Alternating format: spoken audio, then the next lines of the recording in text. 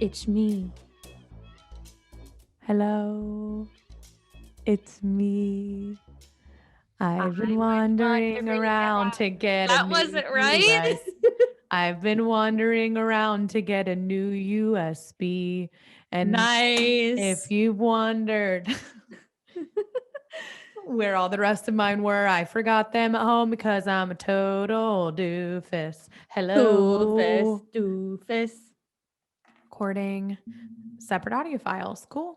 Checkity check, check, check. Also, Sister Jean ghosted us and we did not get her cameo. She ghosted? I just got the email. She ghosted Well, us. Oh, are you serious? So we didn't get it at all? No, so now we have $150 credit on Cameo. So before I had a $50 credit, now I have $150 credit. Why does no one want to be our friend? I know. First Steve Smith, now Mean Jean the Sex Machine. What the hell, Mean Jean? She was Sister Jean turned Mean Jean. Okay, That's do you so remember? sad. I know. Okay, so I said Mean Jean the Sex Machine, which is probably X-rated. It is X-rated. But do you remember Chad's grandpa? He like got really demented and like moved into a nursing home. I don't think demented is politically correct. Oh, what's the right word? Had dementia. Yeah. Okay. Sorry. So sorry. Is it too late now to say sorry? Cause I didn't mean that. I'm so sorry. Okay. So anyway, his roommate was named Gene, and you asked him what his name was, and he would go, Mean Gene the Sex Machine. Wait, I'm so sad I never got to meet him. Oh my God. I was actually telling Baba stories the other night. He used to take his dentures out. Oh God. What if Debbie and Chad listened to this? Oh yeah, they might. Are they followers? I don't know. He literally would take his dentures out and put them in his slippers. And then he would he obviously couldn't find his dentures. And then he would complain and like they'd have to call the doctor because his like feet were rotting off. Turns out it's because his teeth were digging into the bottom of his feet that he put in his slippers because he was like, there's no way I'm going to forget my dentures in here. And he did every time. What is his name? Pawpaw? Baba. Bawball. B-A-W, Baba. Yeah. Well, this weekend was the cherry. Well, it's not this weekend. It's kind of over a couple weeks. It's the cherry blossoms in DC. So Michael and I went to go look at the cherry blossoms yesterday. They're beautiful. I know. Okay, so we have some here in Charlotte too. And I was like, Trav, are those cherry blossoms? He's like, yeah. And I was like, I thought they only had them in DC. He's like, no, they're just very concentrated in DC. They're everywhere. Yeah, so you get them like a whole bunch of them all at once. Well, great. I also hope, Sis Squad, that I sound a whole lot better because your girl finally got her own microphone and I can't really hear myself through these headphones. So I'm hopeful I'm not too loud, but we are recording on 2 separate audio tracks. I feel so official, Sarah. Like we are official podcasters. We are podcasters. And I'm sorry, I just like totally zoned out. I got a Lace Up Sun email from, okay, so I'm doing, I think I've already told you guys, I'm doing this virtual 5K, which I haven't even told you, Christine. Okay, so the 5K is on April 17th, but part of the package, if you upgraded to the black package, which means you get 2 free race entries, so Travis and I are both going to do it, is pop-up trainings with Steve Smith. So I'm running with Steve Smith tomorrow at 6 p.m. Virtually? No, in person. What? Christine. You didn't tell me this? I literally, it just clicked. I've been trying to, you guys, we're recording so much earlier today because we have surprise, another bonus episode this week. And we're meeting this guy, his name's Aaron. He's like this local Charlotte dude. He's like an MC for the Checkers. He's really connected. Anyways, I'm doing a TikTok with him. And so I've been really nervous about it. And then we're doing a bonus episode afterwards. And so we've had to cram a whole bunch into our normal Tuesdays that we only do 1 episode on. And so it literally just clicked in my head that I'm running at 6 p.m. with Steve Smith tomorrow. And I don't care if I'm literally running and my heart is like falling out of my mouth because I'm so out of breath and my legs want to fall off. Like I'll be damned if I run if I lose sight of Steve Smith. I'm going to keep up with him. So are you running an actual 5K with him? Is it going to be 3.2 miles? I think they just run like 2 miles to train. I am shook. You better show up with all of your Cut to It gear on. Cut to It, or should I wear It's Sportsis stuff? Like Trav was like, maybe a combination of both. Yeah, like we should do like ice up, take the ice up sun and like cross out sun and put sis over top of it. Yeah. And then because I've got my Cut to It hat. So I'll wear my Cut to It hat. But like literally it's like you are only allowed. You're not allowed to bring anybody. Cause I was like, Trav, you want to come with me? Like he'll help me and like talk me through like running. And I'm like, I'll look at him and be like, I'm dying. And he'd be like, you're not dying. It's going to be okay. And I'd be like, okay. But he can't come. He can't come. So it's just going to be you. Just me. Unless he signed up for the 5K too. So it's only the team leader that gets invited. Oh my God. He's going to be like, it's Sportsis again. Hello, it's me. I'm the creepazoid that is constantly stalking you on social media and joining you on lives and following your Cut to It podcast and asking you to leave us. I mean, literally, Christine, he's going to think we're we are psychos, but it's at least he knows confirmed tomorrow for sure. At least he knows our brand. I mean, he knows it's Sportsis, that's for sure. There's no denying that. Well, welcome in, squad. We are on week 25 of It's Sportsis. So much to cover this week. And of course, happy Thursday. I forgot to mention that. We are going to start right off the bat with the NCAA tournament because we are down to the final, almost down to the final four. There's still 2 games in the Elite 8 that are going to battle it out tonight. The NCAA men's and NCAA women's Elite 8 is upon us. So literally upon us. Today, we record on Tuesdays. You guys know that we push it live on Thursdays. So I asked Christine, like, when are the Elite 8 games start? And she's like, Sarah, there were 2 games yesterday for both the men and the women. And then there's 2 games tonight for both the men and the women. And the ones yesterday literally just snuck up on me. So the ones yesterday. No, me too, Sarah. I didn't even know about the ones yesterday. Yeah. Yeah. So the Monday until today. Yes, me neither. Thank God for this podcast, right? So the Monday men's games, Baylor beat Arkansas, Houston beat Oregon State. And then the 2 games tonight, Gonzaga plays Southern California and Michigan plays UCLA. And the later game doesn't tip off until close to 10 o'clock again. And I'm just like, seriously, these games are can't too stay late. awake for that. Not on a school night. It is Snooze. ridiculous. Seriously. And then the women, so the women had, again, 2 games last night, UConn and Baylor, and then Arizona and Indiana. And then there's 2 games tonight, Texas versus South Carolina and Louisville versus Stanford. But before we move on to when the final 4 games are going to be, Christine, we cannot move on until we talk UConn versus Baylor, because there was a lot of drama around the game. A lot. There really was. LeBron James even got involved with this, and it's a big deal when LeBron James gets involved. Yes, and I should clarify. Shout out to LeBron. Yes, I should clarify. This is the women. So UConn versus Baylor women, not Baylor men. So yes, UConn beat Baylor 69-67. That was the final score, you guys. However,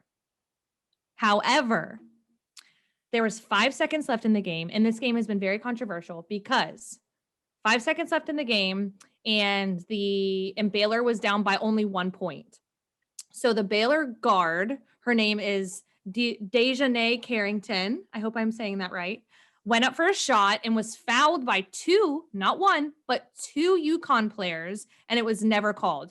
And these fouls were very deliberate. It wasn't like they were small fouls. I mean, she got smacked in the face and she got smacked in the elbow by the other girl. So it was fouls, obvious too. So it was deliberate, very blatant. Yes, very blatant. Exactly. Agreed.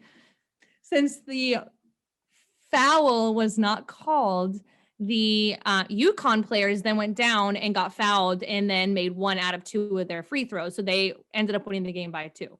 So LeBron James comes out and tweets. He said, "Come on, man, that was a foul." So the head coach for UConn in the press conference after the game, so the the news person asked the coach, this is what LeBron said. What do you have to say back to him? And he said, I don't think LeBron has ever won a game on a bad call by an official. You think?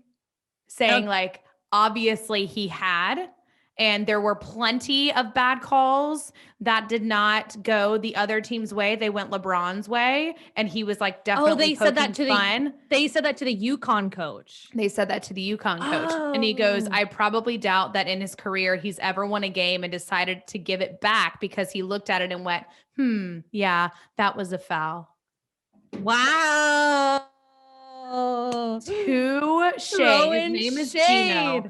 Touche, Gino. What a great response. It's so true. So true. I always go back to, Christine, there's going to be bad calls in games. There are going to be refs that don't call fouls. There are going to be refs that call fouls that shouldn't have been called. If that's what the game boils down to, you should have played a better game. Agreed. Yeah, that's a really good point. I mean, I can't think of a single person who has played in a sport and they have not had a foul or how did you put that? A call not called against them. Yeah, a miscall. A miscall. They have not had a miscall in a game. Right, exactly. So they're definitely, they're not few and far between. They happen all the time. The ones in football are just like glaring in my head, but it happens in basketball all the time too. So it sucks for the women of Baylor because that was a chance for them to get themselves caught up, and it sucks that it had to be in the NCAA tournament. But you're right. That was a great response. Yes, I know. Way to go, Gino. Okay, so Final Four is upon us. We've got two teams confirmed from both the men and the women. So Friday, April 2nd, starting at 6 p.m., UConn will play Arizona. And then the other two teams that would play in the later game play tonight, which is Texas, South Carolina, and Louisville, Stanford. So whoever wins those two games will play the later game on Friday. And then on Saturday is the men's Final Four.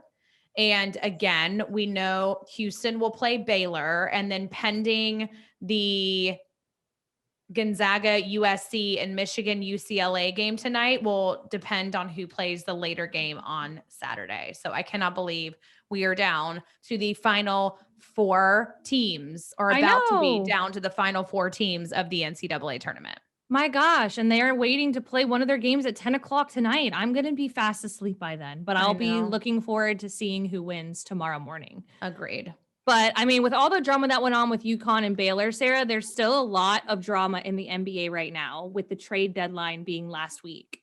Yep, I know. So the trade deadline never disappoints. It's always like the calm before the storm. And I think we need to start by explaining what the trade deadline is. So basically, in simple terms, the trade deadline is the last day NBA players can be traded from one team to another in the National Basketball Association. So the date changes every year. This year it was Thursday, March 25th at 3 p.m. And then it's paused, so you can't trade anybody. So teams cannot, negotiate trading players the day after the deadline, or the day, I guess 3:01 p.m. until the end of the season. So if you go into the playoffs, the end of your season would be whenever you lose in the playoffs, or if you win the championship, whatever. Or if you don't go to the playoffs, that would be the end of your season and the start of your free agency if you were going to be a free agent. So it's Thursday, March 25th at 3 p.m. Why is it so late in the season? Yeah, so it allows the teams to not just evaluate their players and see who fits and who doesn't fit, but it also, so the Lakers, for example, I don't want to say it allows them to assess their injuries, but the Lakers, had LeBron just got recently hurt. Anthony Davis is hurt. And I think there's another one of their players that's hurt too, right? So what are they in need of, right? They need a big guy because AD is out, and they need, a big guard. So what do you mean by big guy? Like a center, like a big man, like somebody who's like usually over 7 feet tall, standing underneath the basket, right? Like a Cody Zeller. Yeah, for the Hornets. We speak about Cody Zeller a lot. We love you, Cody. Love you, Cody. So anyways, it not only You not only evaluate your players to see who fits, who doesn't fit, what injuries you need to address, but it also allows you to Mhm. use a player that's worth a lot of money, that is historically a very, very good player, and trade them for maybe two young players that Yep. are for less money, that have more longevity in the association. So And I mean, their status has a lot to do with it too, right?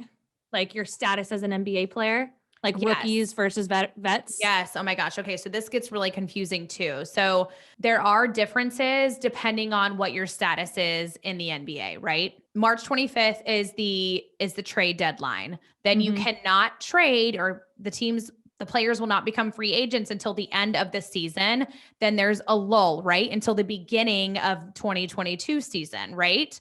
And Mhm. once you sign a contract, different players with different statuses won't be able to be traded until a certain time frame. So rookies, for example, drafted rookies, unless you're drafted in the first round, that gets really confusing, but the majority of them are not drafted in the first round. So let's just say drafted rookies as a whole can be traded 30 days after their contract begins until that trade deadline. Free agents can be traded 90 days or 3 months after their contract begins until that trade deadlines.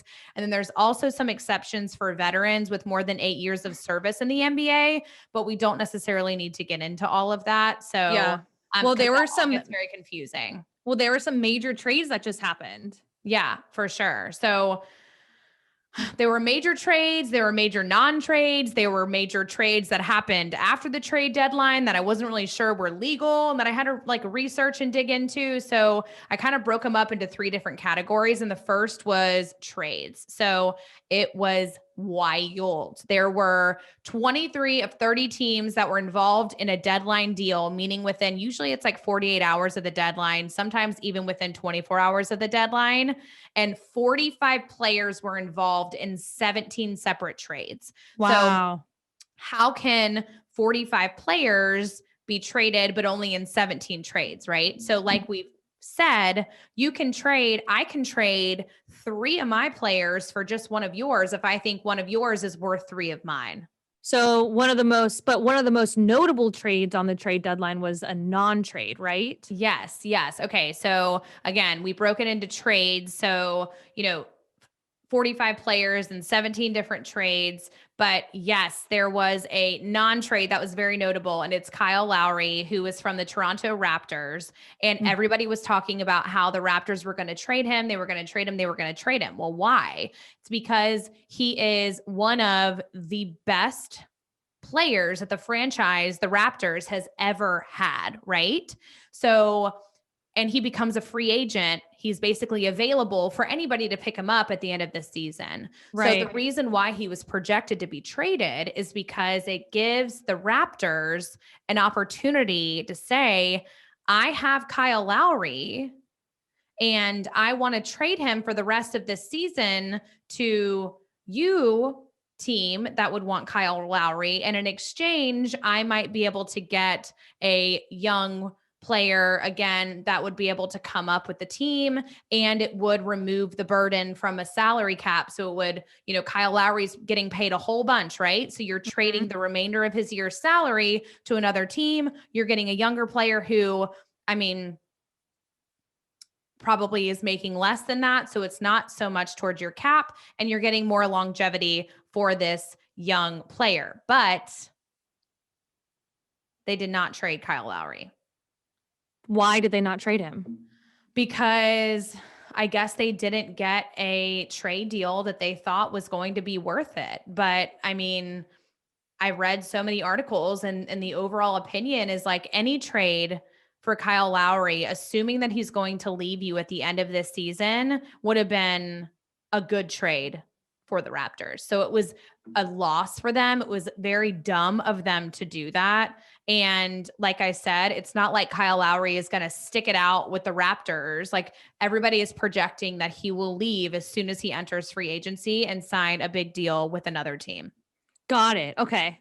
And what about trades that weren't After, trades oh yes, I know. that Oh my were gosh. after the deadline. Yes, I know. Okay, so Andre Drummond, I always mispronounce his name. I always want to call him Drummer. Andre Drummond Mm-hmm.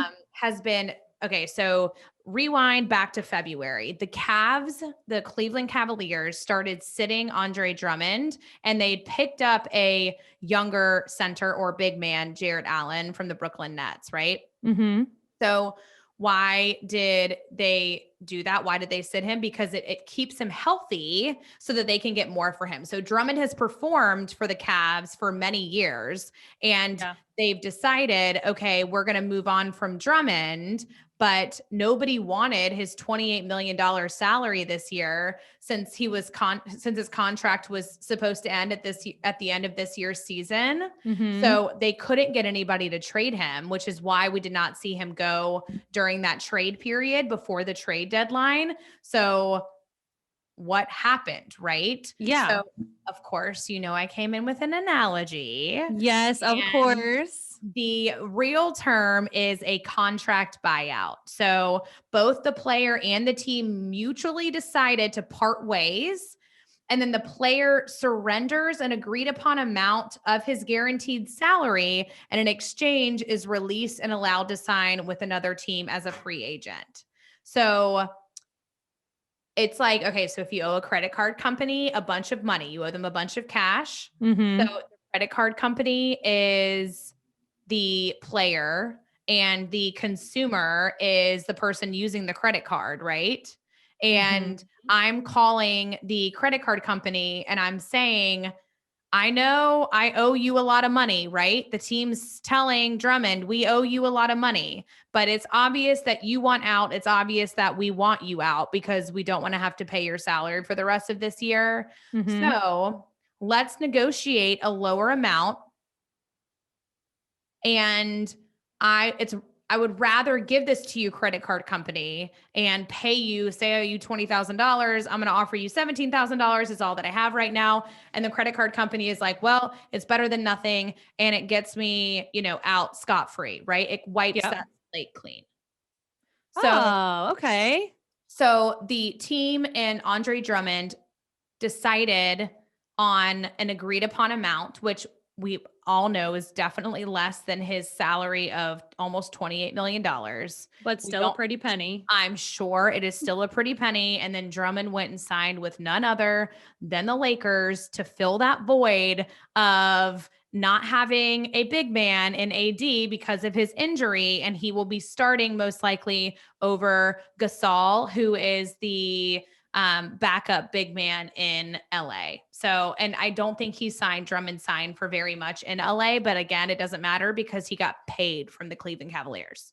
So is Drummond like a big name player? So like the fact that he's going to be playing with LeBron is probably going to be a big deal, correct? Yes, it's going to be a huge deal. I mean, I would go out on a limb and say if everybody comes back healthy, if Anthony Davis comes back healthy, if LeBron comes back healthy, and they've got Drummond, they will be a contender for the championship this year. I can't wait. Yeah. To see what's going to happen with that team. The Fingers Lakers, crossed that everyone is back healthy. Yeah. The injuries just kill the NBA. I mean, there's so many people. I'm excited for them to come back. Yeah. Next year, especially Klay Thompson. I'm very excited for Klay. I really hope that he gets better. But anyways, so continuing the drama for today, we have 5 more cases that have been filed against Deshaun Watson, bringing the total to 19 cases, Sarah. I know, it's absolutely ridiculous. So they're up to 19, like you said. And yeah, so you guys should go back and listen to week 24's episode because we break down all the legal matters and what it means with our amazing brother, Martin, who is a lawyer. So he just kind of goes into what these cases mean legally. Yeah, legally. And Christine and I kind of spill all the disgusting, juicy details of the cases too. So it's a pretty long episode, but it is very interesting on how all of this will play out. So go back, yeah, for sure. Have a listen to week 24. And then before we answer some of y'all's questions at the end of the show, this is another reminder that the Masters starts next week. So practice rounds start on Monday, April 5th. And go back and listen to another episode that we have, our bonus golf episode with Joe the Golf Guy, where he breaks down all of the basics in golf and everything, all of the traditions that you need to know about going into the Masters. Yeah. Well, Sarah, we can't get into questions yet because there was a big thing that just happened in the NFL. Yes. And they just extended the season to 17 games, and the players are not very happy about it. And I know obviously we as fans are very excited about it because that just means it's one extra week of football that we get to watch and cheer for. The players are just not happy. Why do you think that is? Yeah. So let's think about it this way, right? So it's owners versus players. Okay. So this is the owner saying, we are extending this to 17 games and we are going to make more money because we're going to sell more tickets. We're going to get more TV time. There's going to be more advertisements, but we're not going to pay you players any more money. Yeah, so, it's pretty lousy. Thank you for putting your body on the line week in and week out. We're going to add another week to that. And I think in turn, what we're going to see is players' careers will shorten. Mm-hmm. It will open up the opportunity for more players. I think, like more kids coming out of college to enter the NFL because it'll shorten the career of NFL professional players. But I do think that there will be more injury and we will see like the average career of a player. I don't know what it is, but let's just say it's around 8 years, probably go down to like 5 years. So we won't have like the longevity of players that we've had with the extra game every year.